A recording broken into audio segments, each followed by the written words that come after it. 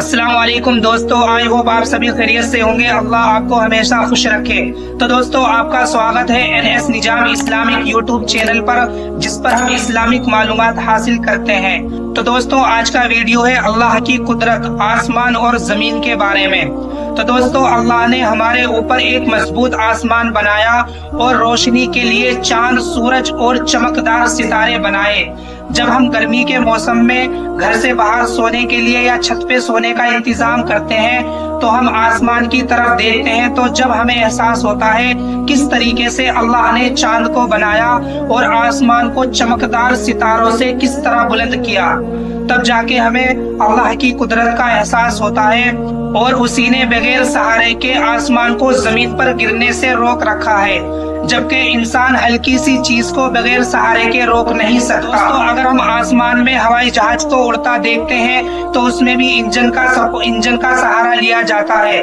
अगर दोस्तों हम आसमान पे बलून को उड़ता देखते हैं तो उसमें गैस का सहारा लिया जाता है। अगर आसमान में पतंग को उड़ता देखते हैं तो उसमें भी डोर का सहारा लिया जाता है।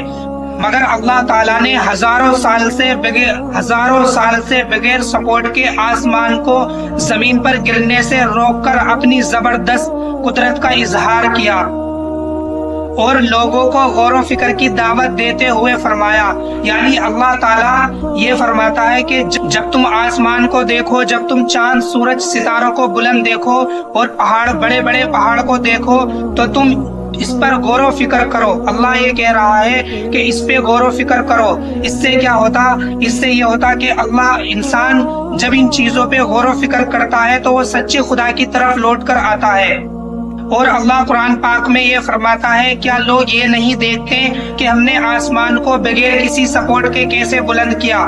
तो दोस्तों, उम्मीद है आपको यहाँ तक समझ आ गया होगा एक फर्ज के बारे में चंद बातों पर ईमान लाना। हुजूर सल्लल्लाहु अलैहि वसल्लम ने इरशाद फरमाया, जब तक कोई बंदा इन 4 बातों पर ईमान न लाए वो मोमिन नहीं हो सकता। नंबर 1, वो गवाही दे कि अल्लाह के सिवा कोई इबादत के लायक नहीं, यानी वो इस बात की गवाही दे कि अल्लाह के सिवा इस दुनिया में कोई पूजने के लिए या इबादत के लिए लायक नहीं, सिर्फ अल्लाह ही है जो इबादत के लायक है।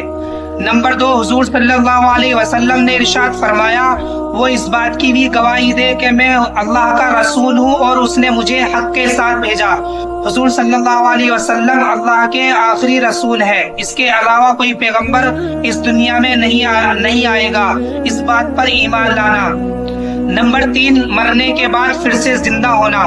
कुछ लोग दोस्तों ये सोचते हैं कि मरने के बाद इंसान जिंदा नहीं हो सकता या मरने के बाद कोई जिंदगी नहीं है, अल्लाह हमें मरने के बाद जिंदा नहीं करेगा।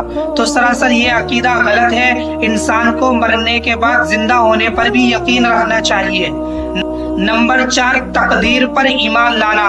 तो दोस्तों, कुछ लोग ये सोचते हैं कि इंसान अपनी तकदीर खुद लिखता है, इंसान अपना नसीब खुद लिखता है, ये तकदीर वकदीर कुछ नहीं है। तो दोस्तों, ये सरासर गलत है कि इस बात पर यकीन रखना कि तकदीर अल्लाह ने लिखी है, इस पर ईमान लाना ही हमारा ईमान का हिस्सा है।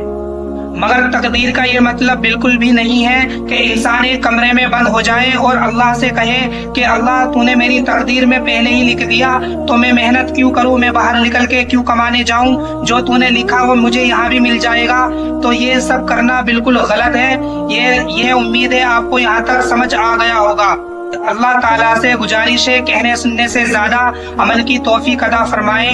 अगर आप हमारे चैनल पर नए हैं तो हमारे चैनल को सब्सक्राइब कीजिए और बेल आइकन की घंटी को दबा दीजिए ताकि सबसे पहले नोटिफिकेशन आप तक पहुंचे। तब तक के लिए खुदा हाफिज।